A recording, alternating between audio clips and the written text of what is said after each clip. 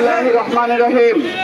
ঐতিহাসিক 2006 সালের 28 October Paltan tragedy দিবস উপলক্ষে আজকের এই বিশাল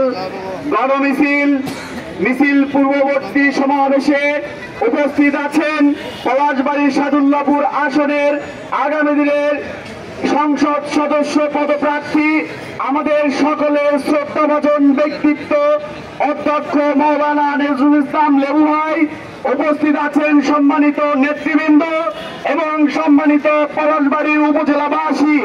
আসসালামু আলাইকুম ওয়া রাহমাতুল্লাহি ওয়া বারাকাতুহু। সংগ্রামী উপজেলাবাসী, আজকে আমরা গভীর উদ্বেগের সহিত উৎকণ্ঠা নিয়ে আজকে এই শহীদ মিনার চত্বরে এসে দাঁড়িয়েছি। 2006 সালের 28 অক্টোবর সেদিনটি ছিল জোট সরকারের সর্বশেষ দিন। সেদিন জামায়াত ইসলামী কর্তৃক যে সমাবেশে খুনি ফ্যাসিস্ট শেখ হাসিনার নির্দেশে তার সেই বাহিনী দ্বারা কর্তৃক জামাত এবং শিবিরের নেতৃবৃন্দর উপরে নির্মমভাবে হত্যাকাণ্ড পরিচালনা করা হয়েছিল এবং আমরা দেখতে পেয়েছি 2009 সালে খুনি শেখ হাসিনা সরকার গঠন করার পরে সেই মামলাটি উইথড্র করে নিয়েছিল। আইন যেটা বলে সেটি হচ্ছে যতক্ষণ পর্যন্ত মামলার বাদী সেই মামলা উইথড্র করে না নেবে ততক্ষণ পর্যন্ত মামলা কোনোভাবে উইথড্র করা যাবে না। কিন্তু অবৈধ উপায়ে এই খুনি শেখ হাসিনা সেই মামলাকে উইথড্র করে নিয়েছে। আমরা বলতে চাই এই খুনি শেখ হাসিনা সহ রাশেদ মেনন সহ ইনুগঙ্গের যারা এই হত্যাকাণ্ডের সাথে জড়িত ছিল তাদেরকে পুনরায় এই মামলা পুনর্বহাল করে বিচারের আওতায় নিয়ে আসতে হবে। আর যদি এই পল্টন ট্র্যাজেডি হত্যাকাণ্ডের সাথে যারা জড়িত তাদের বিচার এই বাংলার মাটিতে না হয় তাহলে বাংলাদেশের আপামর জনতাকে সাথে নিয়ে আমরা দুর্বার আন্দোলন গড়ে তুলব ইনশাআল্লাহ।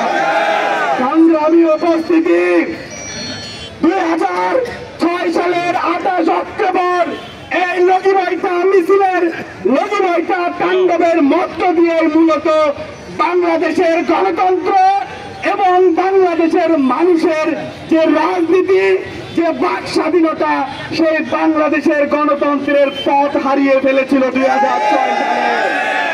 আমরা বলতে চাই ইন্টারিম সরকারকে অনতিবিলম্বে 28 অক্টোবরের খুনিদের বিচার নিশ্চিত করুন এবং সেই সময়ে পুলিশ প্রশাসনের মধ্যে জেনারেলদের মধ্যে যারা এখানে নতজানু স্বীকার করেছিল তাদের বিচার নিশ্চিত করতে হবে।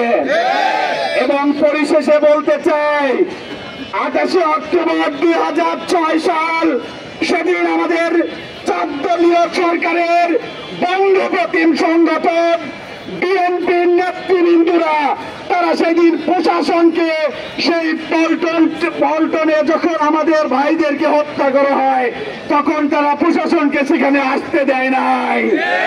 পরবর্তীতে সন্ধ্যাবেলা যখন তৎকালীন প্রধানমন্ত্রী খালেদা জিয়াকে ফোন করা হয়েছিল তারপর তিনি বিজিবিকে পাঠিয়েছিলেন, তারপর পরিবেশ শান্ত হয়েছিল।